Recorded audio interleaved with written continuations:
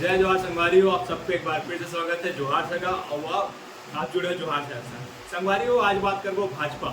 जी हाँ, भाजपा द्वारा निकाले गए शहर में तिरंगा यात्रा और तिरंगा यात्रा में का खास नहीं से पूरा देखबो, फुटेज में जानबो और जिन वक्त में से कार्यक्रम के अंत में जिन अपन भाषण दी से वो भाषण सुनबो।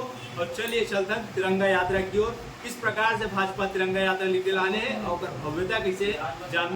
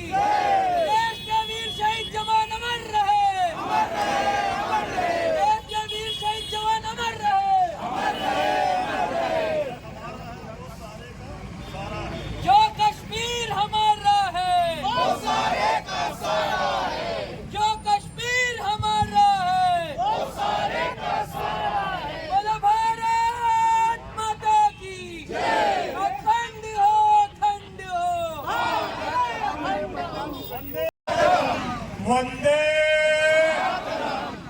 आजादी का अमृत महोत्सव अमर रहे, अमर। आजादी का अमृत महोत्सव अमर। आजादी का अमृत महोत्सव वंदे वंदे। बिना खड़क बिना ताल, ऐसा कहा गया है ना, ले लीनी आजादी बिना खड़क बिना ताल। ये बिल्कुल सही भी नहीं है, सही भी है लेकिन बिल्कुल सही नहीं, सर्वथा सही नहीं। आजादी के लिए अनेक बलिदान हुए। सुभाष चंद्र बोस जिन्होंने आजाद हिंद फौज बनाकर देश को आजाद करने के लिए जापान से कूच किया और रंगून तक आए, बर्मा तक हमारी सेना को सामने किया गया। 39,000 आजाद हिंद फौज के जवानों के कारण सरदार भगत सिंह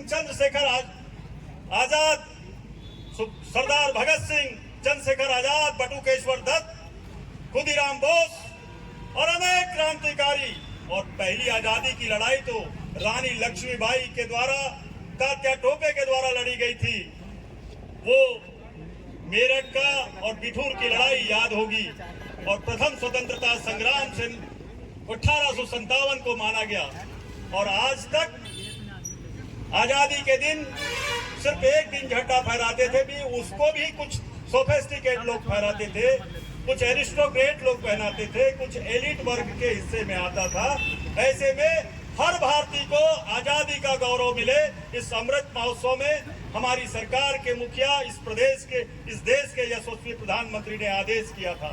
और न केवल आदेश स्वतंत्रता दिवस का मनाने का किया, उन्होंने गुलामी के बेड़ियों को काटना शुरू किया। गुलामी की बेड़ी थी अंग्रेजों का बनाया हुआ लोकसभा भवन, अब नए भवन के रूप में तब्दील हो गया। 550 साल राम मंदिर आजाद नहीं हुआ था, उस पर काम हुआ और भव्य राम मंदिर बन रहा है।